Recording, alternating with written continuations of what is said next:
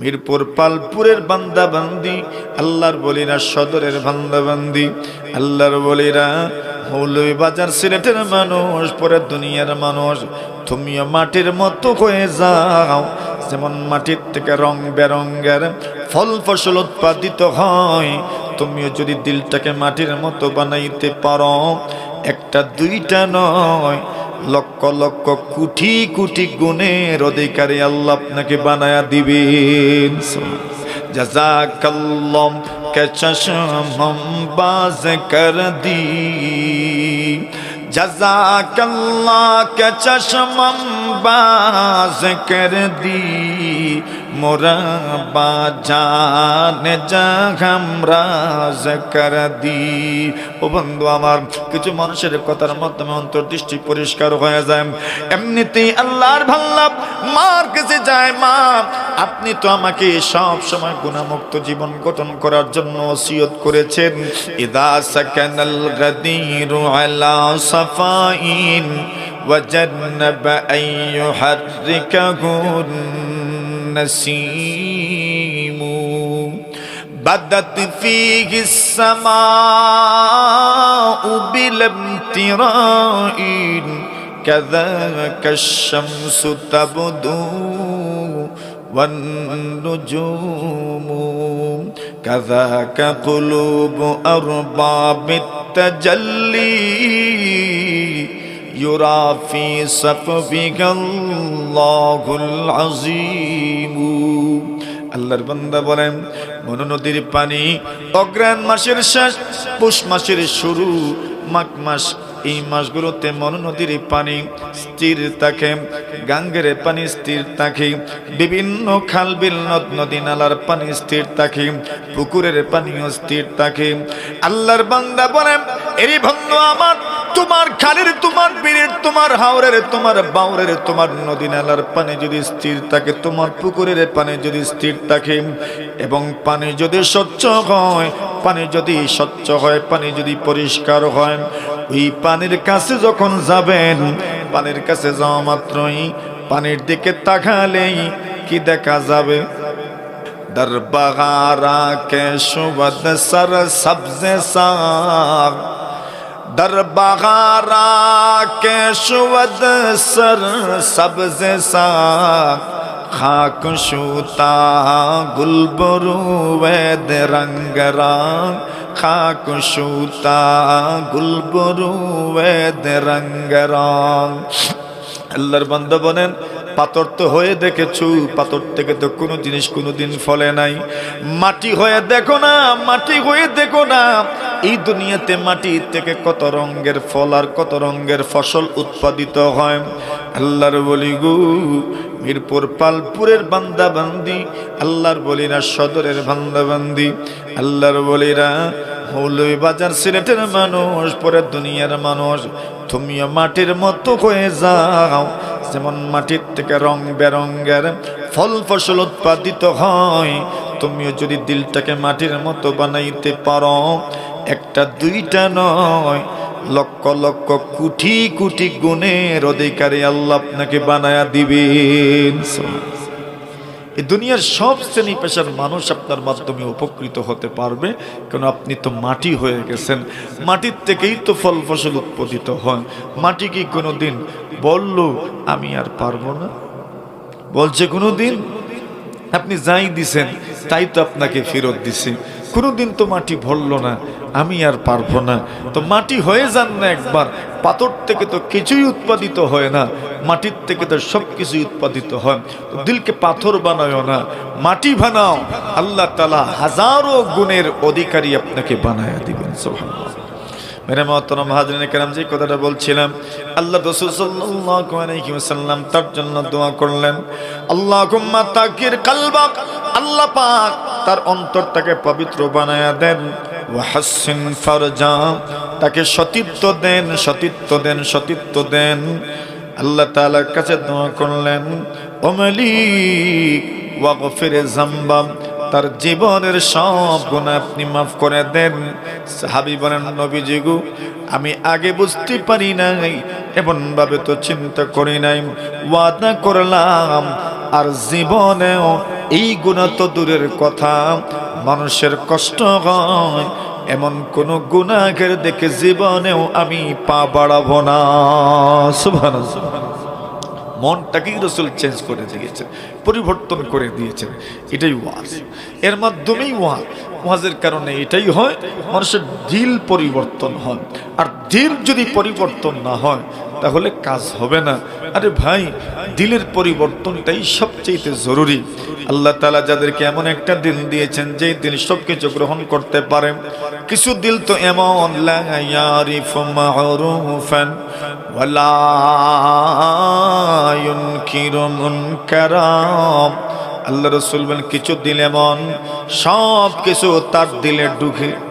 আসেনি জেনারেল ডাব্বা, খিজার ডাব্বা, জেনারেল ডাব্বা, সব কিছু তার দিলের ভিতরে ঢুকে, মন্দটাও ঢুকে ভালোটাও ঢুকে।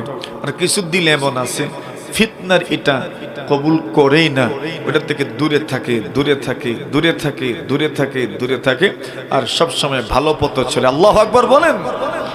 এমন কিছু দিলওয়ালা মানুষ তো আছে।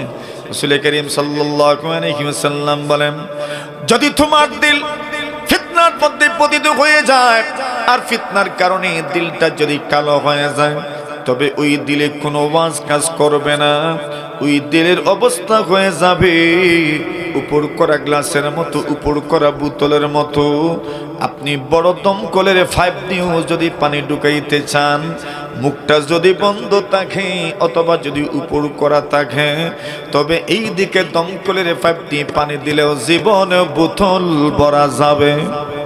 জোরে বলেন, বোতল ভরা যাবে না উপর করা গ্লাস যদি হয়। রাসূল বলছেন যেই দিল এমন পর্যায়ে চলে গেছে, ওই দিলটা যেন কার মতো, ওই দিলটা যেন উপর করা জগের মতো, উপর করা গ্লাসের মতো, উপর করা বোতলের মতো, ওইখানে আর ওয়াজ ঢোকে না। সুবহানাল্লাহ বলেন। কিছু দিল তো এমন আছে, আর কিছু দিল তো এমন সুবহানাল্লাহি ওয়া বিহামদিহি। এই নদীর পানি অগ্রহায়ণ মাসের শেষ, পৌষ মাসের শুরু, মাঘ মাস, এই মাসগুলোতে মনো নদীর পানি স্থির থাকে, গাঙ্গের পানি স্থির থাকে, বিভিন্ন খাল বিল নদ নদী নালার পানি স্থির থাকে, পুকুরের পানিও স্থির থাকে। আল্লাহর বান্দা বলেন, এরই বন্ধু আমার, তোমার খালের, তোমার বীরের, তোমার হাওরের, তোমার বাউরের, তোমার নদী নালার পানি যদি স্থির থাকে, তোমার পুকুরের পানি যদি স্থির থাকে, এবং পানি যদি স্বচ্ছ হয়, পানি যদি স্বচ্ছ হয়, পানি যদি পরিষ্কার হয়, ওই পানির কাছে যখন যাবেন, পানির কাছে যাওয়া মাত্রই পানির দিকে তাকালেই কি দেখা যাবে? কি দেখা যাইব? পানির দিকে তাকালেই সবইও দেখা যায়। পারে গাছ আছে, গাছও দেখা যায়। আসমান যদি খোলা থাকে, তবে আসমানটাও দেখা যায়। মাত্র এক খিয়ারের পুকুর, কিন্তু দুনিয়ার চাইতে কোটি কোটি গুণ বড়। ওই আসমানটাও তো এক খিয়ারের পুকুরে দেখা যায়। এত বড় আসমান, ওই আসমানটাও তো খালের মধ্যে দেখা যায়, নদীর মধ্যে দেখা যায়। একটা নালার মধ্যে, ওই যে বৈশাখের ধান কাটার জন্য, বুড়ো ধান কাটার জন্য পৌষ মাসে যখন ধান লাগাবেন, নালা দিয়ে তো পানি নেবেন। ওই নালার পারেও যদি দাঁড়ানো যায়, ওই নালার পারে দাঁড়ানোর পরেও তো আসমান দেখা যায়। নালার পাশার কতটুকুই মানলাম 2 হাত, 2 হাত পাশের নালার দিকে তাকাইলে পানির মধ্যে আসমান দেখা যায়। আল্লাহর বান্দা বলেন, যদি 2 হাত নালার মধ্যে আসমান দেখা যায়, বাদাত ফিহিস সামাউ বিলাম তিরাইন, নিঃসন্দেহে আসমান দেখা যায়। কাদাকাশ শামসু তাবদু ওয়ান নুজুম। আল্লাহর বান্দা বলেন, দিনের বেলা কেউ যদি পানির দিকে তাকায়, তবে দেখবেন সূর্যটাও দেখতে পায়। জোরে বলেন ঠিক কিনা? সূর্য পৃথিবীর চাইতে ছোট না বড়? এত বড় সূর্য মাত্র 2 হাত নালার মধ্যে দেখা যায়। এত বড় সূর্য একটা খালের মধ্যে দেখা যায়, বিলের মধ্যে দেখা যায়। আল্লাহর বান্দা বলেন, শুধু সূর্য নয়, চন্দ্রটাও রাত্রিবেলা দেখা যায়। শুধু চন্দ্র নয়, ছোট্ট ছোট্ট তারকাগুলো নদীর মধ্যে, পানির মধ্যে, পুকুরের মধ্যে দেখা যায়। আল্লাহর বান্দা বলেন, যদি দুই হাতের নালার মধ্যে, নদীর মধ্যে, খালের মধ্যে, বিলের মধ্যে যদি আপনি আসমান দেখতে পারেন, চন্দ্র দেখতে পারেন, সূর্য দেখতে পারেন, আল্লাহর বান্দা বলেন, কিছু মানুষের দিল এমন, কিছু মানুষের দিল এমন, কিছু মানুষের দিলটা এত পরিষ্কার, এত পরিচ্ছন্ন, এত পবিত্র। كذاك قلوب أرباب التجلي يرى في صفوها الله العظيم। আল্লাহর বলি বলেন, আল্লাহর বলিদের দিল এত পাক হয়, এত পবিত্র হয়, এত পরিষ্কার হয়, এত পরিচ্ছন্ন হয়, ওই দিলের পাশে যদি যেতে পারেন আপনি, তবে ওই দিলের ওসিলায় মহান আল্লাহ তাআলাকে আপনি দেখতে পারবেন। জোরে বলেন, জোরে বলেন। দেখা যাইব নি আল্লাহ? জোরে বলেন, আল্লাহ দেখা যাইব। কেন? বলে ওই দিলের কাছে খেলে। দিল কেমন? বলে দিল এত পরিষ্কার। যদি নদীর পানিতে, পুকুরের পানিতে যদি আসমান দেখা যায়, তো আল্লাহর ওলিদের দিলের কাছে গেলে সেখানে এদের দিলের মাধ্যমে ওসিলায় কি দেখতে পারবেন? জোরে বলেন, আল্লাহ দেখতে পারবেন। ফায়া আজাবান কাইফা ইউসাল ইলাহু আম কাইফা ইয়াজহাদুল জাহিদু ওয়া ফি কুল্লি শাইইন লাহু আয়াতুন তাদুল্লু আলা আন্নাহু ওয়াহিদু। আল্লাহর বান্দা বলেন, যেদিকে তাকাইবা সেদিকেই তো আমি আছি। কোন জিনিস এমন আছে যেই জিনিস প্রমাণ করে না আমি একজন যে আছি? তুমি ছোট্ট থেকে ছোট্ট জিনিসের দিকেও যদি তাকাও, ওই জিনিসও প্রমাণ করে আমি আল্লাহ একজন আছি। ওরে বান্দা, তুমি এরপরে আমি আল্লাহকে কেমনে অস্বীকার করো? বলেন ঠিক কিনা? এখন দিল, রাসূল বলছেন, দিল যদি ভালো হয় সবটাই ঠিক হবে। আসেন ওই দিলটাকে সুন্দর করার জন্য রাসূল আকরাম সাল্লাল্লাহু আলাইহি ওয়াসাল্লাম বারংবার সাহাবায়ে কেরামদেরকে দিলের প্রতি সবচেয়ে বেশি সতর্ক থাকার জন্য বলছেন। আল্লাহ রাসূল বলেন, উম্মত, এক সাহাবী জিজ্ঞাসা করলেন, ইয়া রাসূলুল্লাহ, একজন মানুষের সবচেয়ে উত্তম গুণটা কি? রাসূল বলছেন, তার চরিত্র সুন্দর হওয়া, উত্তম গুণে গুণান্বিত হওয়া। রাসূলুল্লাহ সাল্লাল্লাহু আলাইহি ওয়াসাল্লাম বলেন, একজন মানুষ জান্নাতে সবচেয়ে বেশি যাবে তার যদি চরিত্র সুন্দর হয়, স্বভাব যদি ভালো হয়। আল্লাহর এক নবীর সাহাবী নবীজির কাছে আসলেন আর বলেন, ইয়া রাসূলুল্লাহ, ইয়া হাবিবাল্লাহ, মানুষের উত্তম গুণ কি? নবীজি বললেন, উত্তম স্বভাব। আল্লাহর রাসূলের আরেক দিকে রাসূল মুখ ফিরিয়ে নিলেন, সেই দিকে উনি গেলেন, আবার একই প্রশ্ন করলেন, নবীজি একই উত্তর দিলেন। আবার রাসূল অন্য দিকে মুখ ফিরিয়ে নিলেন, নবীজিকে উনি আবার ওই দিকে গিয়ে প্রশ্ন করলেন, নবীজি একই উত্তর দিলেন। রাসূলুল্লাহ সাল্লাল্লাহু আলাইহি ওয়াসাল্লাম এই জন্য সাহাবীকে বলেন, তুমি আমার কাছে জানতে চেয়েছ, নসিহত চেয়েছ, উপদেশ তুমি আমার কাছ থেকে চেয়েছ। রাসূল ওনাকে উপদেশ দিয়েছেন, প্রথম নম্বর উপদেশ দিয়েছেন, ইত্তাকিল্লাহা হাইসুমা কুনতা, যেখানেই থাকো তুমি আল্লাহকে ভয় করো, যেখানেই থাকো তুমি আল্লাহকে ভয় করো। এটা মনের ব্যাপার। মন যদি আল্লাহর ভয়ে টইটম্বুর হয়ে যায়, তবে ওই মনের মাধ্যমে আর কোনো ধরনের গুনাহ হতে পারে না। আল্লাহ রাসূল বলছেন, ইত্তাকিল্লাহা হাইসুমা কুনতা, যেখানেই থাকো তুমি আল্লাহকে ভয় করো। দ্বিতীয় নম্বর বলেছেন, তুমি যতই চেষ্টা করো গুনাহ থেকে ফিরে থাকার জন্য, বেঁচে থাকার জন্য, গুনাহ থেকে বাঁচবা, যতই চেষ্টা করো, বিলাখের শেষ পর্যন্ত মানুষই তো আমরা, আমার শরীরের মধ্যে গুনাহের যোগ্যতা আল্লাহ রেখে দিয়েছেন।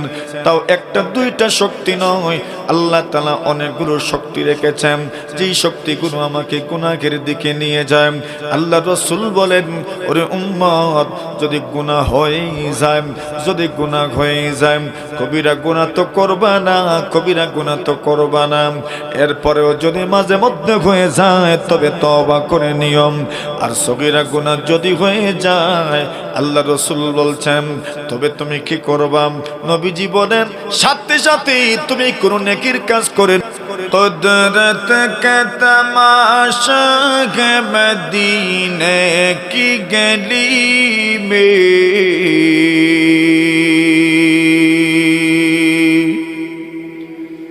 कुदरत का तमाशा है मदीने की गली में जन्नत का नमूना है मदीने की गली में जन्नत का नमूना है मदीने की गली में ला इलाहा इल्लल्लाह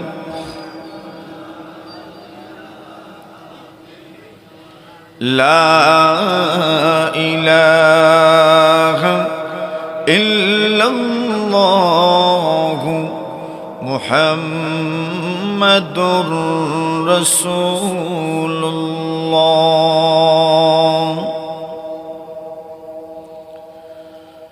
প্রিয় প্রতিষ্ঠান আল হেরা ইসলামী মাদ্রাসা পালপুর মিরপুর কাজীর বাজার মৌলী বাজারের চতুর্থ বার্ষিক ইসলামী মহাসম্মেলনের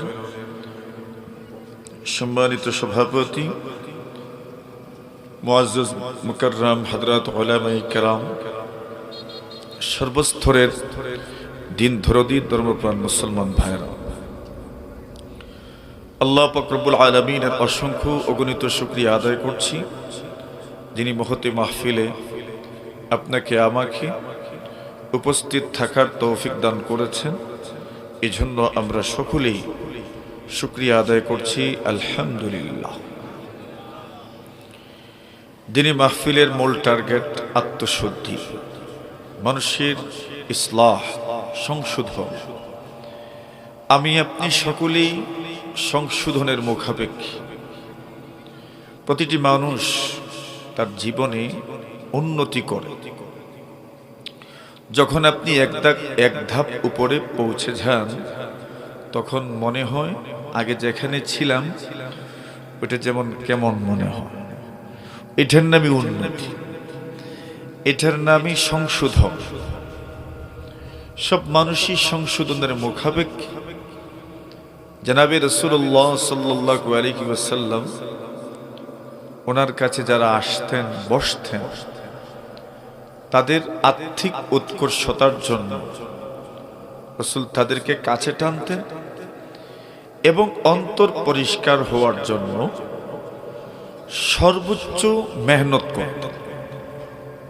ওয়াজ মাহফিলের মূল উদ্দেশ্য এইটাই, অন্তরের যে জঙ্গার আছে, যে কালিমা আছে, সেটা দূর করা। রাসূল আকরাম সাল্লাল্লাহু আলাইহি ওয়াসাল্লাম যখন ওয়াজ করতেন সবার মনের অবস্থা এমন হতো, মনে হতো যেন দুনিয়াদারি ছেড়ে দেই আর আখিরাত নিয়ে শুধু চিন্তা করি। কি দেখুন আপনারা, আমরা যখন ওয়াজ মাহফিলে আসি এটাই তো মনে হয় সব ছেড়ে দিই, বাস এই লাইনেই থাকি। কেমন? এটাই তো মনে হয়। এটা ওয়াজের একটা প্রভাব। অনেক সাহাবায়ে কেরাম ওয়াজ মাহফিলের এই অবস্থানকে অন্য অবস্থানের সাথে যখন তুলনা করতেন তখন মনে হতো যে হারে আমরা নবীজির সামনে যখন থাকি তখন এক অবস্থা হয় আমাদের মনের, আর যখন সেখান থেকে চলে আসি তখন মনের আরেক অবস্থা হয়। আর দুই অবস্থা হওয়ার নামই তো মুনাফিকি। এটা কিন্তু কি বলে? মুনাফিক। দুই জায়গায় দুই অবস্থা, এটার নাম কি? মুনাফিকি। তো অনেক সাহাবায়ে কেরাম মনে করতেন আমাদের এই যে পরিবর্তন, তো আমরা তো মুনাফিক হয়ে গেলাম, আমরা তো মুনাফিক হয়ে গেলাম। আচ্ছা দেখেন, এটা হচ্ছে যাদের ঈমান আছে ওনারা ভয়ের মধ্যেই থাকেন, কখন যেন আমার ঈমান নষ্ট হয়ে যায়। এটা একটা ভয়, আর ভয়ে থাকার নামই ঈমান। সুবহানাল্লাহ। ভয়ে থাকার নাম কি? ঈমান। আল্লাহর বান্দাগণ বলেন, এমন কত সত্য মানুষ আমি দেখেছি, আল্লাহর হাবিবের সাহাবীদেরকে দেখেছেন, এমন হাজারো মানুষ আমি দেখেছি যেই মানুষগুলো মুনাফিকের ভয় করতেন, কখনোই বলতেন না আমি পরিপূর্ণ ঈমানদার, পরিপূর্ণ ঈমানদার, বরং প্রায় সময়ই বলতেন আমি মুনাফিক হয়ে গেলাম কিনা। মানে মুনাফিকের ভয় করতেন, নেফাকের ভয় করতেন। কেন? অবস্থার মধ্যে পরিবর্তন দেখতেন, এক সময় এক অবস্থা, আরেক সময় আরেক অবস্থা। মনে মনে ভাবতেন কি জানি মুনাফিক হয়ে গেলাম। কি ভয় ছিল! আল্লাহর হাবিবের সাহাবী হানজালা রাদিয়াল্লাহু তাআলা, আবু বকর সিদ্দিক রাদিয়াল্লাহু তাআলা হানজালার পাশ দিয়ে যাচ্ছিলেন। হানজালাকে জিজ্ঞাসা করলেন, হানজালা কেমন আছেন? হানজালা বলেন, জিজ্ঞাসা করিয়েন না, বড় খারাপ হালতে আছি, বড় দুরবস্থায় আছি আমি। আবু বকর সিদ্দিক বলেন, কোন সমস্যার মধ্যে আছো? হানজালা রাদিয়াল্লাহু তাআলা বলেন, নাফাকা হানজালা, হানজালা মুনাফিক হয়ে গেছে, হানজালা মুনাফিক হয়ে গেছে। নবীর সাহাবী হানজালা নিজেই বলছেন হানজালা মুনাফিক হয়ে গেছে। আল্লাহর রাসূল সাল্লাল্লাহু আলাইহি ওয়াসাল্লামের সাহাবী আবু বকর সিদ্দিক রাদিয়াল্লাহু তাআলা বলেন, নবীর সাহাবী হানজালা তুমি কেমনি মুনাফিক হয়ে গেলা যদি একটু বুঝিয়ে বলতাম। হানজালা বলেন, আবু বকর, আমরা যখন নবীজির খেদমতে বসি, নবীজির মসজিদে যখন বসি, নবীজির ওয়াজে যখন বসি, তখন মনের যে অবস্থা হয়, সেখান থেকে চলে আসার পরে মনের এই অবস্থা আর থাকে না। দুই জায়গায় যখন দুই অবস্থার শিকার হয়ে যায়, এটাই তো মুনাফিকি মনে হয়। আল্লাহর হাবিবের সাহাবী আবু বকর হানজালা কি বল, হানজালা যদি এই অবস্থা হওয়ার কারণে তুমি তোমাকে মুনাফিক মনে করো, মুনাফিকের সংখ্যা যদি হয়, তবে আমি আবু বকর তো মুনাফিক হয়ে গেলাম, আবারও তো মুনাফিকের সংখ্যা হয়। কেন? তোমার মনের যে অবস্থা হয়, আল্লাহর রাসূল সাল্লাল্লাহু আলাইহি ওয়াসাল্লামের মজলিসে গেলে আমারও তো মনের এই অবস্থা হয়। সেখান থেকে যখন চলে আসি, তোমার মনের অবস্থা যেমন পরিবর্তন হয়, আমার মনের অবস্থাটাও তো পরিবর্তন হয়ে যায়। তবে চলো আল্লাহর নবীজির কাছে যাই, ওনার কাছে যাব, ওনাকে প্রশ্ন করব এমন অবস্থা হওয়া কি মুনাফিকি? আল্লাহর নবীর সাহাবী আবু বকর হযরত হানজালা চলে গেলেন রাসূলুল্লাহর কাছে। আল্লাহর নবীজি আমরা এসেছি বড় দুঃখ আর দরদ নিয়ে। কি দুঃখ আর দরদ নিয়ে এসেছ? দুজন বলেন, ইয়া রাসূলুল্লাহ, আমাদের মনের এই অবস্থা, আপনার কাছে যখন তাকি, আপনার মজলিসের মধ্যে যখন তাকি, মনের অবস্থা এমন হয়ে যায় সারা দুনিয়া ত্যাগ করতে রাজি হয়ে যায়। দুনিয়ার কোনো মহব্বত আমাদের দিলে থাকে না। যখন আপনার মজলিস থেকে চলে আসি, দুনিয়ার মহব্বত আমাদের অন্তরে বর করে, আমাদের রন্ধ্রে রন্ধ্রে দুনিয়ার মহব্বত ঢুকে যায়। দুনিয়ার জন্যই সব কিছু করি। নবীজি গো, এমন অবস্থা দৃষ্টে তো মনে হয় আমরা কি মুনাফিক হয়ে গেলাম।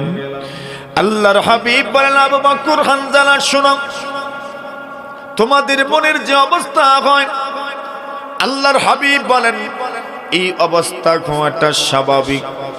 মানুষের মনের অবস্থা সব সময় এক ধরনের থাকে না। আল্লাহর রাসূল বলেন, আমার কাছে থাকলে পরে মনের যে অবস্থা হয়, ওই অবস্থা যদি আমার কাছে না থাকলে তোমাদের থাকে না। তবে মুনাফিকের আশঙ্কা করো না। তবে এই কথা তো স্বীকার করতেই হবে, আমার কাছে থাকলে তোমাদের মনের যে অবস্থা হয়, সব সময় যদি মনের সেই অবস্থা থাকতো, আল্লাহর রাসূল বলেন, তবে আল্লাহর ফেরেশতারা দাঁড়ায়া দাঁড়ায়া তোমাদের সবার সাথে মুসাফাহা করতেন। জোরে বলেন।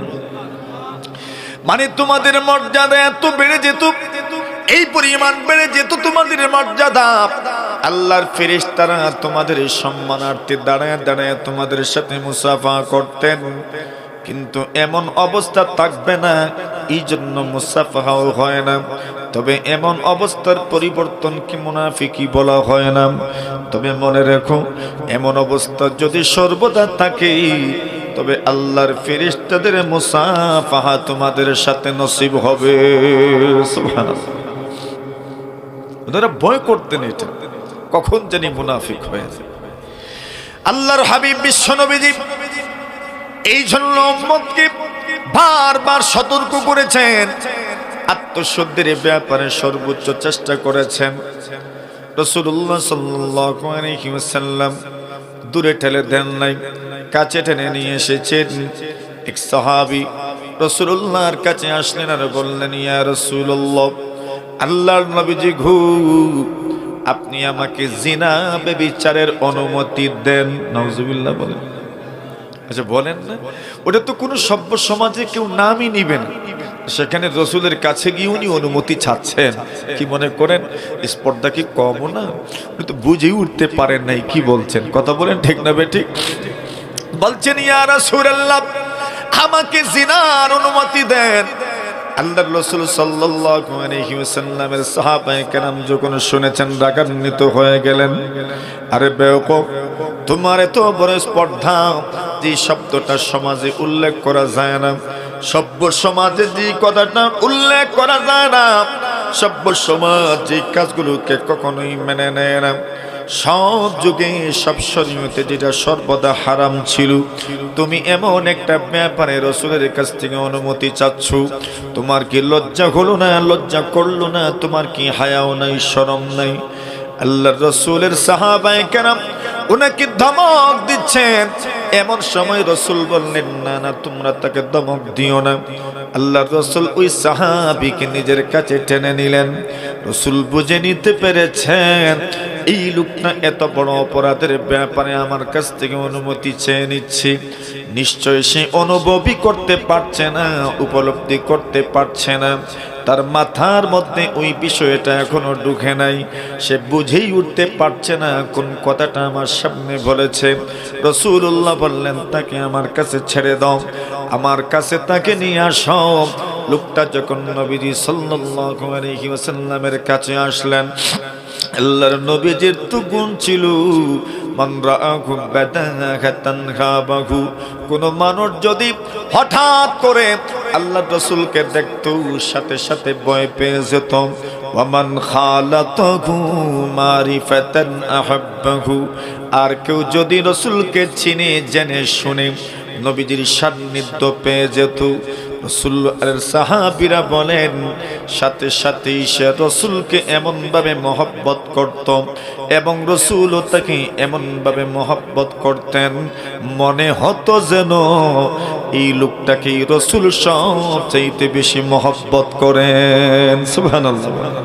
রাসূল তো এমনই ছিলেন, সবার জন্য খোলামেলা ছিলেন। আল্লাহর হাবিব বিশ্ব নবীজি এমন ভাবে সবার সামনে বসতেন, চিনাই যেত না কে রাসূল আর কে রাসূল নয়, চিনাই যেত না। এমন ভাবে রাসূল সবার সামনে বসতেন। এমনকি দূর থেকে যখন কেউ আসতো, আসার পরে প্রশ্ন করত, মুহাম্মদ তোমাদের মধ্যে কে একটু দেখায় দেন। সাহাবায়ে কেরাম হাতের ইশারায় দেখায় দিতেন উনি হচ্ছেন মুহাম্মদ। জোরে বলেন সুবহানাল্লাহ। এরপরে উনি চিনতেন উনি যে মুহাম্মদ, অনতবা উনি বসার কোনো ধরনে, ওনার কোনো আচরণে চিনতেই পারতেন না উনি যে মুহাম্মদ। আল্লাহর হাবিব এমন ভাবে উম্মতের সাথে মিশে থাকতেন। আবু লুবাবা আনসারী রাদিয়াল্লাহু তাআলা আনহু বলেন, বদরের যুদ্ধ আমরা যখন যাচ্ছিলাম, আমাদের তো অস্ত্রও তেমন ছিল না, নিরস্ত্রই তো ছিলাম প্রায়, বাহনও তেমন ছিল না, গাড়িও তেমন ছিল না, মানে বাহন ছিল না, উটও বেশি নাই, ঘোড়াও তো আর তেমন নাই, উল্লেখযোগ্য কিছুই নাই। আমরা যখন সফর শুরু করলাম, একটা উটের উপরে 2-3 করে আমরা আরোহণ করতে লাগলাম। সফর লম্বা সফর। আল্লাহর হাবিবের সাহাবী বলেন, আমি যে বাহনের উপরে ছিলাম, ওই বাহনে রাসূল সাল্লাল্লাহু আলাইহি ওয়াসাল্লাম ছিলেন। আল্লাহর রাসূল উনি মাঝে মধ্যে নামতেন, পায়ে হেঁটে যেতেন, আর আমি শোয়ার অবস্থায় থাকতাম। মাঝে মধ্যে রাসূল শোয়ার অবস্থায় থাকতেন, আমি পায়ে হেঁটে হেঁটে যেতাম। আমি রাসূলকে বললাম, ইয়া রাসূলুল্লাহ, আগো নবীজি, আমি পুরাটা টাইম পায়ে হেঁটে হেঁটে যাব, আপনি রাসূল উটের উপরে বাহনের উপরে বসে থাকবেন? আল্লাহর রাসূল বলেন, না না, হতে পারে না। তুমি আল্লাহর রাস্তায় যুদ্ধ করবে, যুদ্ধের জন্য যাবে, সফর করার জন্য সফর করতে যাবে, আর তুমি কষ্ট বেশি করবে, পায়ে হেঁটে হেঁটে যাবে, তোমার সওয়াব হবে বেশি। আর আমি পুরোটা রাস্তা বাহনের উপরে বসে বসে যাব, আমার সওয়াব হবে কম। তা আমি কখনোই মেনে নিতে পারি না। সুবহানাল্লাহ। রাসূল বলছেন, না না, তোমার যে হালত আমারও সেই হালত, এখানে কোন আপনার সমঝোতা করার সুযোগ নেই। আমিও হাঁটবো, তুমিও হাঁটবা, সব তোমারও হবে, আমারও হবে। একবার বলেন না জোরে সোরে আল্লাহু আকবার। নেকির প্রতি কি পরিমাণ আগ্রহ ছিল। রাসূলুল্লাহ সাল্লাল্লাহু আলাইহি ওয়াসাল্লাম এমন ভাবে থাকতেন, কেউ নাকি চিনতই না উনি যে উনি রাসূলুল্লাহ সাল্লাল্লাহু আলাইহি ওয়াসাল্লাম। আল্লাহর হাবিব বিশ্বনবীজি ওই লোকটাকে নিজের কাছে নিয়ে আসলেন। আসার পরে এবার তার মানসিক পরিবর্তনের জন্য রাসূল বক্তব্য দিলেন। নবী বললেন, বন্ধু আমার, আতুহিব্বু যালিকা মা উম্মিক, মনে করো তোমার মায়ের সাথে দুনিয়ার কেউ যদি জিনা করতে চায়, তুমি কি তা মেনে নিবি? আল্লাহর নবীর সাহাবী বলেন, লা ইয়া রাসূলুল্লাহ, আল্লাহর নবীজি গো, আমার মায়ের সাথে কেউ এমন কর্ম করবে জীবনে মেনে নিব না। আল্লাহর রাসূল বলেন, কাযালিকান নাস লা ইউহিব্বুনাহু লিউম্মাহাতিহিম, তুমি যেমন ভাবে তোমার মায়ের সাথে এমন কোন দুর্ঘটনা মেনে নিতে পারো না, দুনিয়ার কোন মানুষ তাদের মায়ের সাথে এমন কোন দুর্ঘটনা মেনে নিতে পারে না। আল্লাহর নবীজি বলেন, আতুহিব্বু যালিকা মা বিনতি, তোমার মেয়ের সাথে এমন কোন দুর্ঘটনা ঘটুক, তুমি কি মেনে নিবি?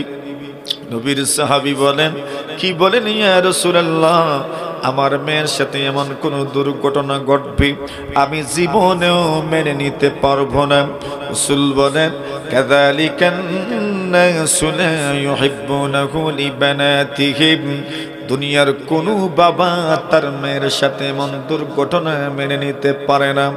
আল্লাহর নবীজি বলেন, আতুহিব্বু যালিকা মা উখতিক, তোমার বোনের সাথে যদি এমন কোন দুর্ঘটনা ঘটে যায়, তুমি কি মেনে নিতে পারবা? নবীজির সাহাবী বলেন, ইয়া রাসূলুল্লাহ, আমার বোনের সাথে এমন কোন দুর্ঘটনা আমি মেনে নিতে পারবো না। নবীজি বলেন, কাযালিকান নাসু লা ইউহিব্বুনাহু মা আখাওয়াতিহিম, দুনিয়ার কোন ভাই তাদের বোনের সাথে এমন কোন দুর্ঘটনা মেনে নেয় না। আল্লাহর নবী বলেন, তুমি যে জিনার অনুমতি চেয়েছো, ওই জিনাও তো কারো মায় অথবা কারো বোন, কারো মেয়ে, অথবা কারো ফুফু, কারো খালা, অথবা যে কোনো আত্মীয় স্বজনের সাথেই তো ঘটবে। আল্লাহর রাসূল সাল্লাল্লাহু আলাইহি ওয়াসাল্লাম এইবার ওনার সিনার মধ্যে হাত রাখলেন আর বললেন, আল্লাহুম্মা তাহির কলবা, আল্লাহ তার অন্তরটাকে পবিত্র বানায়া দেন। জোরে বলেন সুবহানাল্লাহ। আল্লাহ তার অন্তরটাকে পবিত্র বানায়া দেন। পৃথিবীর মধ্যে যত মানুষ আছেন, সব মানুষের চালিকা শক্তি হচ্ছে মানুষের অন্তর আর মন, ঠিক না? মন যেদিকে বনে মানুষ এই দিকেই যায়। এই জন্য রাসূল বলেন, ইন্নাল হালালা বাইয়িনুন ওয়াল হারাম বাইয়িন ওয়া বাইনাহুমা মুশতাবিহাত, ফামান ইত্তাকা শুবহাত ইস্তাবরা লিদীনিহি ওয়া ইরদিহি ওয়া মান ওয়াকা ফিশ শুবহাত ওয়াকা ফিল হারাম কাররাঈ ইয়ারআ হাওলাল হিমা ইউশিকু আইয়ুবাকিয়াহু আলা ওয়া ইন্না লিকুল্লি মালিকিন হিমা ওয়া ইন্না হিমাল্লাহি মাহারিমুহু আলা ওয়া ইন্না ফিল জাসাদি লামুদগা ইযা সালুহাত সালুহাল জাসাদু কুল্লু ওয়া ইযা ফাসাদাত ফাসাদাল জাসাদু কুল্লু আলা ওয়া হিয়াল কলব। আল্লাহ রাসূল বলেন, এর উম্মার শোনা, প্রত্যেকটি মানুষের শরীরের মধ্যে একটা গোশতের টুকরা আছে। আল্লাহ রাসূল বলেন, ওই গোশতের টুকরা যদি সঠিক হয়ে যায়, সঠিক পথে যদি পরিচালিত হয়, আল্লাহ রাসূল বলেন তার পুরোটা শরীর ঠিক হয়ে যাবে। আর গোশতের টুকরার মধ্যে যদি পচন ধরে যায়, আল্লাহ রাসূল বলেন তার পুরোটা বডি পচে যাবে, গলে যাবে। ঠিক কিনা? রাসূল বলছেন সেই নিয়ন্ত্রক শক্তির নাম কি? আলা ওয়া হিয়াল কলব।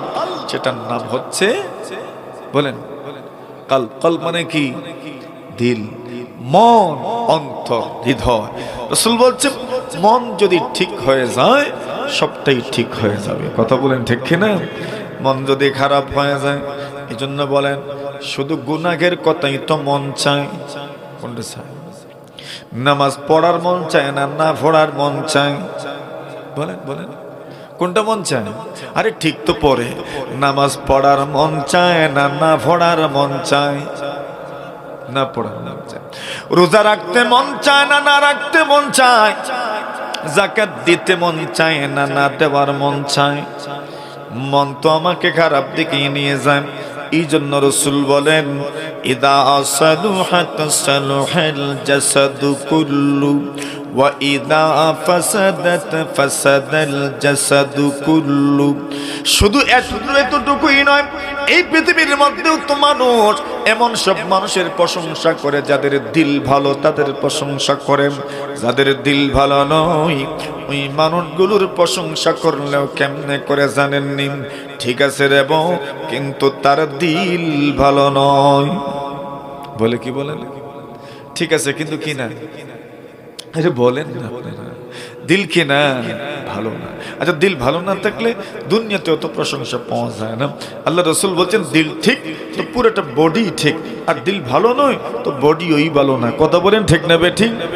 সালহাতু সঙ্গে বুদি দিল খারাশ, সালহাতু সঙ্গে বুদি দিল খারাশ, आज़मूरा एक ज़माने खाके बाश, आज़मूरा एक ज़माने खाके बाश। दर बहारा केशवद सर सब्ज़ सांग, दर बहारा केशवद सर सब्ज़ सांग, खाक शूता गुलबरू वेद रंग रंग, खाक शूता गुलबरू वेद रंग रंग। सुबहानाल्लाह বলেন। আল্লাহর বান্দা কি বলছে জানেননি? আল্লাহর বান্দা বলেন, দিলটাকে তো পাথর বানাই রাখছো আগের থেকে। আমাদের দিল কি? জোরে কোন রে বু? দিল তো পাথর। শুধু পাথর নয়, পাথরের চেয়ে বড় শক্ত। আল্লাহ তাআলা তো জানায়া দিয়েছেন, ওয়া ইন্না মিনাল হিজারা লামা ইয়াহবিতু মিন খাশিয়াতিল্লাহ। কিছু পাথর তো এমন আছে আল্লাহর ভয়ে উপর থেকে গড়িয়ে গড়িয়ে নিচে পড়ে যায়। কিছু পাথর তো এমন আছে যেই পাথর আল্লাহর ভয়ে কান্না করে কান্না করে কান্না করে, এমনকি কান্না করার কারণে এত এত পানি বের হয়। ওই পাথরগুলোর কারণে নদী এবং নালা আর সাগর সমুদ্র হয়ে যায়। সুবহানাল্লাহ। মনোমুখ কই? কাছে নেই, এদিকে নেই। মনোমুখ, মনোনদী। এই মনোনদীটা গিয়ে লাগছে কোন জায়গায়? কুশিয়ারা। কোন জায়গা? কুশিয়ারা। মনু আসলো কোত্থেকে? বলে মনতু ত্রিপুরা থেকে এসেছে। ত্রিপুরার কোন জায়গা থেকে আসলো? পাহাড় থেকে। পাহাড় কি দিয়ে? কিসের পাহাড়? বলে পাথরের পাহাড়। সুবহানাল্লাহ। কিসের পাহাড়? এই দুনিয়াতে যতগুলো নদী আছে সবগুলো নদীর উৎপত্তি কোন না কোন পাহাড়ের মধ্যে যে পাথর আছে সেই পাথর থেকেই নদীর উৎপত্তি হয়। পাথর থেকে কেমনে নদীর উৎপত্তি হয়? বৃষ্টি দিলে তো বুঝলাম পানি আসে, কিন্তু বৃষ্টি নাই, পানি আসে কোথার থেকে? আল্লাহ বলেন এই দুনিয়াতে কত পাথর আছে, এই পাথরগুলো থেকে পানি বের হয়। শুধু পানি বের হয় না, ওই পানির কারণে নদী আর নালা তৈরি হয়ে যায়। সুবহানাল্লাহ, নদী হয়ে যায় তার থেকে বের হওয়া পানি দ্বারা। কিন্তু আমার চোখ থেকে আর আপনার চোখ থেকে পানি কয় ফুটা বের হয়? ওই আল্লাহর বান্দা বলছেন, আল্লাহ বলছেন মানুষের অন্তর, মানুষের দিল ফাহিয়া কাল হিজারা আও আশাদ্দু কাসওয়া। আল্লাহ বলছেন মানুষের দিল পাথরের মতো না হয়ে পাথরের চেয়েও আরো বেশি শক্ত। নাউজুবিল্লাহ, পাথরের চেয়ে আরো শক্ত। এখন পাথরের চেয়ে শক্ত। ওই আল্লাহর বান্দা বলছে সালহাতু সঙ্গে বুদি দিল খারাশ আজমুরা এক জামানে খাকে বাস। আল্লাহর বান্দা বলেন এরে বন্ধু আমার, বাবা আমার, দিলটা তো তোমার পাথর বানায় রাখছো, বছর বছর চলে গেল, দিল তো পাথরের মতোই রয়ে গেল। একবার মাটি হয়ে দেখো না, মাটি হয়ে দেখো না। সুবহানাল্লাহ বলেন। পাথর তো ছিল এতদিন দিয়ে, এখন একবার মাটি হয়ে যায়। সালহাতু সঙ্গে বুদি দিল খারাশ আজমোরা এক জামানে খাকে বাস। কিছু সময় মাটি হয়েও দেখো না। এই দুনিয়াতে পাথর থেকে কিছু ফলানো গেছে কোনোদিন? পাথর না। পাথর থেকে কিছু ফলছে কোনোদিন? বেগুন কোন জায়গার থেকে হয়? পাথর থেকে না মাটির থেকে? আলু, বেগুন, মূলা, ফরাস, শিম কোথার থেকে? ধান, গম, সব তো কোথার থেকে? মাটির থেকে। আল্লাহর বান্দা বলছেন করতে করতে গুনাহ লিখতে লিখতে পুরাটা খাতাম, পুরাটা রেজিস্টারই যেন তার একবারে শেষ হয়ে গেছে, পুরাটা রেজিস্টার তার ভরে গেছে। আল্লাহর বান্দা একদিন এমন একটা গুনাহের মধ্যে পতিত হবে, জিনা করার জন্য, ব্যভিচারে লিপ্ত হওয়ার জন্য একজন মহিলাকে বাড়িতে নিয়ে এসেছে। আল্লাহর ওই বান্দি আসলে কোনো বেশ্যা নারী ছিলেন না, পতিতা ছিলেন না। আল্লাহর বান্দে যখন আসছেন, বাড়িতে আসার পরে যুবক যখন ব্যভিচারের মধ্যে লিপ্ত হবে, এমনিতেই ওই সতী সাধবী নারীর শরীরের মধ্যে কম্পন শুরু হয়েছে। যুবক বলে এরে নারী, আমি তো তোমাকে জোর জবরদস্তি আমার কাছে নিয়ে আসি নাই, আমি তো চুক্তি করে তোমাকে নিয়ে এসেছি, তুমি স্বেচ্ছায় আমার কাছে এসেছ, তবে এইবার তুমি কেন কাঁপছো? তোমার চোখে কেন পানি দেখা যায়? আল্লাহর বান্দী বলেন এরে যুবক, তুমি যা বলেছ তা সত্য, কোনো সন্দেহ নাই, তুমি কোনো চাপাচাপি করো নাই, আমাকে জোর জবরদস্তি তুমি আমাকে নিয়ে আসো নাই, আমি বেশ্যা নারী হিসেবে তোমার কাছে এসেছি। কিন্তু একটা তত্ত্ব শোনাই রে যুবক, আমি জীবনেও কোনোদিন বেশ্যাগিরিতে ছিলাম না, পতিতাবৃত্তি আমি জীবনেও করি নাই, আমার স্বামী নাই, সন্তানাদি ছোট্ট ছোট্ট সন্তানাদি আমার ঘরে আছে, আমার কয়েকটা দিন হয়ে গেল আমার ঘরের চুলায় আগুন জ্বলে না, আমি কত মানুষের কাছে গেলাম ঋণ আনার জন্য, কেউ আমাকে ঋণ দিতে চায় না, আবার কেউ তো ঋণ দিতে চায় কিন্তু তার মনস্কামনা পূরণ করতে হবে, তার হীন স্বার্থ চরিতার্থ করার জন্য সর্বশক্তি প্রয়োগ করতে চায়, আমার ইজ্জত, আমার সম্ভ্রম, আমার সম্মান নষ্ট করতে চায়। আমি চিন্তা করলাম ইজ্জত বিলিয়ে দিতে হবে, ঋণের বোঝাও মাথায় নিতে হবে, এর চাইতে বরং ভালো হলো পতিতাবৃত্তিতেই নেমে যায়। এই জন্য আমি নেমে এসেছি। আমার কাছে তেমন ভালো কোনো উন্নত মানের কাপড়ও ছিল না, আমার প্রতিবেশিনীর কাছ থেকে আমি ওই কাপড়টা নিয়ে এসেছি। এরে যুবক, আসলে আমি কোনো পতিতা নয়, এমন এমন ঘটনা জীবনের ট্র্যাজেডি, আমার জীবনের বাস্তবতা, আমার আল্লাহর বান্দা যখন ওই কথাগুলো শুনেছে, ও বন্ধু আমার, দুনিয়াতে তো কেউ জানে না আল্লাহ কার কথার মধ্যে কি পরিমাণ আচরণ রেখেছেন, কি পরিমাণ প্রভাব রেখেছেন। ছোট থেকে ছোট মানুষের কথার মাধ্যমেও কত মানুষের হিদায়াত হয়ে যায়, জোরে বলেন ঠিক কিনা? আল্লাহর বান্দির মন থেকে যখন এই কথাগুলো বের হয়েছে, এমনিতেই যুবকের মনের মধ্যে একটা পরিবর্তন আসতে শুরু হয়েছে, জোরে জোরে বলেন আল্লাহু আকবার। তার মনে রাজ্যের মধ্যে একটা পরিবর্তন চলে আসলো, হৃদয়ের রাজ্যে যেন তুলপাড় শুরু হয়ে গেছে। কেন? দিল তো কার নিয়ন্ত্রণে? বলেন বলেন, দিল তো কার নিয়ন্ত্রণে? দিল তো আল্লাহ তাআলার নিয়ন্ত্রণে। আল্লাহ তাআলা যেভাবে চান আল্লাহ সেইভাবেই পরিবর্তন করে দিতে পারেন। আল্লাহর বান্দা এমনিতেই বলে, ওগো আল্লাহর বান্দী, আমি তো তোমাকে নিয়ে এসেছি, এইবার তোমার জীবনের একটা যে দুর্ঘটনা যখন শুনতে পারলাম, শুনেছি, বুঝেছি, জান আমি আপনাকে ওয়াদা দিলাম, আমি আপনাকে যে টাকার চুক্তির বিনিময়ে নিয়ে এসেছি, ওই টাকাটাও আমি আপনাকে হাদিয়া করে দিলাম। আপনার সন্তানের জন্য, আপনার জন্য কিছু কিনে নিয়ে যাবেন, ঘরের চুলায় আগুন জ্বালাবেন, পাক করবেন, আপনি খাবেন, আপনার সন্তানদেরকে খাওয়াবেন। সাথে সাথে আরেকটা আশ্বাসও দিয়ে যাই, জীবন যুদ্ধে কোনোদিন যদি আবার প্রয়োজন পড়ে গো, জীবনে কোনোদিন যদি আপনি বিপদের সম্মুখীন হয়ে যান, আমাকে স্মরণ করিয়েন, ওয়াদা দিলাম আমি যে কোনো কিছুর বিনিময়ে আপনাকে সহযোগিতা করব, আপনার কোনো দিন কোনো অসুবিধা আমি হতে দেব না। সুবহানাল্লাহ। আল্লাহর বান্দা যুবক এইবার এই গুনাহ থেকে যখন বাঁচতে পেরেছে, আল্লাহর বান্দার জীবনের মোড়টা যেন পরিবর্তন হতে শুরু করেছে। কথা তো দিল থেকে বের হয়েছে, এই জন্য এই কথার মধ্যে আসর আছে, প্রভাব আছে। আল্লাহু আকবার। কিছু মানুষের কথা তীরের চাইতে আরো বেশি দ্রুততার সাথে মানুষের দিলে বিদ্ধ হয়।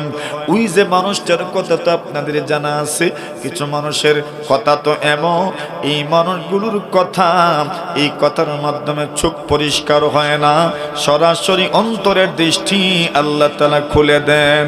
জাযাকাল্লাহ কে চশম বাজ কর দি, জাযাকাল্লাহ কে চশম বাজ কর দি, মোরা বাজান জাগম রাজ কর দি। ও বন্ধু আমার, কিছু মানুষের কথার মাধ্যমে অন্তর্দৃষ্টি পরিষ্কার হয়ে যায়। এমনিতেই আল্লাহর ভাল্লা মার কাছে যায়, মা আপনি তো আমাকে সব সময় গুনাহমুক্ত জীবন গঠন করার জন্য ওসিয়ত করেছেন, কিন্তু আমি আপনার নালায়েক ছেলে, আপনার কথা আমি রাখতে পারি নাই, আপনার কথা মতো আমি কাজ করতে পারি নাই। মাগো, আজকের জীবনের একটা ঘটনা এমন ঘটে গেছে, আল্লাহর বান্দা এত খুশি হইলেন। মা তো মাই, বাবা তো বাবা, বাবা মা জীবনেও জানলাম সন্তানের মাধ্যমে আমার দুর্নাম হোক, বদনাম হোক, সবাই তো চায় সন্তানের মাধ্যমে আমার সুনাম হোক, আমার মর্যাদা বৃদ্ধি হোক। আল্লাহর বান্দী বলেন, ছেলেরে আমার, এতদিন পর্যন্ত তুমি গুনাহ লিখেছ তোমার খাতার মধ্যে, আজকের জীবনের প্রথম মনে হচ্ছে কোনো একটা নেকির কাজ করেছ। এরে আমার প্রিয়তম ছেলে, তুমি এই নেকির কাজটা, এই কাজের কথাটাও তুমি তোমার গুনাহের খাতার মধ্যে লিখে রাখো। জোরে জোরে বলেন সুবহানাল্লাহ। যুবক বলে, মা আমি যে খাতার মধ্যে ওই আমি গুনাহের খাতার মধ্যে যে নেকির কথা লিখব, এমন কোন জায়গায় তো আমি আমার খাতার মধ্যে খুঁজে পাই না। কোথায় যে লিখবো, পুরোটা খাতায় তো আমি গুনাহ লিখতে লিখতে ভরে ফেলেছি, কোনো জায়গায় তো আমার খাতার মধ্যে নাই। মা বলেন, মায়ের রিকোয়েস্ট, মায়ের আদেশ, মায়ের অনুরোধ রাখতেই হবে, যে কোনো কিছুর বিনিময়ে তুমি তোমার গুনাহের খাতার মধ্যে নেকির কথা লিখে রাখবাম। আল্লাহর বান্দা বলেন, মা ওয়াদা দিলাম ওই নেকির কথা আমি আমার খাতার মধ্যে লিখে রাখব। আল্লাহর বান্দা রাত্রি বেলা খাতার ভিতরে নেকির কথাটা লিখে রেখেছে। সকালবেলা ঘুম থেকে জাগ্রত হয়েছে, নতুন একটা জিনিস খাতার ভিতরে লিখে রাখছে। নতুন কোনো কিছু হইলেই সকালবেলা মানুষের কৌতূহল বাড়ে, আগ্রহ বাড়ে। আল্লাহর বান্দার মনে হলো, লিখে যে আসলাম ওই কথাটা দেখি আছে কি নাই। আল্লাহর বান্দা পৃষ্ঠাগুলো উল্টানো শুরু করেছে। এইবার দেখে প্রথম পৃষ্ঠা থেকে শেষ পৃষ্ঠা পর্যন্ত পুরাটা পৃষ্ঠাগুলোর মধ্যে কোনো কিছু লেখা নাই, শুধু খাতার ভিতরে নেকির কথাটা লেখা আছে, আর সকল গুনাহের কথা আল্লাহ মিটায়া দিয়েছেন। আল্লাহ রাব্বুল আলামিন বলেন, ইন্নাল হাসানাত ইউযহিবুনাস সাইয়্যাত যালিকা যিকরা লিয-যাকিরিন। আল্লাহ রাসূল বলেন, ওয়া আতবি'আস সাইয়্যাতাল হাসানাতা তামহুহা, যখনই কোন গুনাহ হয়ে যাবে সাথে সাথে একটা নেকি করে নিও, তোমার নেকির মাধ্যমে তোমার গুনাহগুলো আল্লাহ মাফ করে দিবেন। 3 নম্বরে বলেন, ওয়া খালিকিন হাসান, মানুষের সাথে সুন্দর আচরণ করো, মানুষের সাথে উত্তম আচরণ করো, মানুষকে কষ্ট দিও না, মানুষের সাথে সদাচরণ করো। রাসূলুল্লাহ সাল্লাল্লাহু আলাইহি ওয়াসাল্লাম বলেন, সদাচরণ যদি করতে পারো, সেই সদাচরণ তোমাকে মহান আল্লাহর জান্নাতের মেহমান বানাবে। সুবহানাল্লাহ। চরিত্র সুন্দর বানাও, নেকির চরিত্র বানাও, কলবের মাধ্যমে আল্লাহ তাআলা তোমাকে এমন একটা পর্যায়ে নিয়ে যাবেন। আল্লাহর রাসূল বলছেন, চরিত্র যখন সুন্দর হবে, স্বভাব যখন ভালো হবে, অন্তর যখন ভালো হয়ে যাবে, আল্লাহর রাসূল বলছেন এমন অন্তরে আল্লাহ তাআলা বসবাস করেন। সুবহানাল্লাহ বলেন।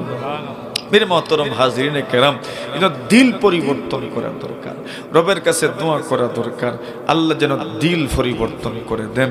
এই সমস্ত দ্বীনি মাদারিসগুলো বাস এই মিশন নিয়েই চলছে, এই মিশন নিয়েই চলছে, মানুষের কচিকাচাদের দিলের ভিতরে ঈমান ঢুকানোর জন্য। কি ঢুকাবে?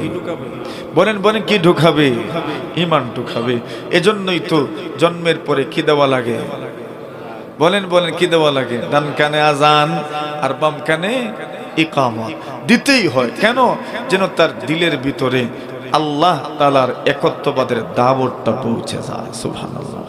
একত্ববাদের দাওয়াতটা পৌঁছে দিয়েন। কেন?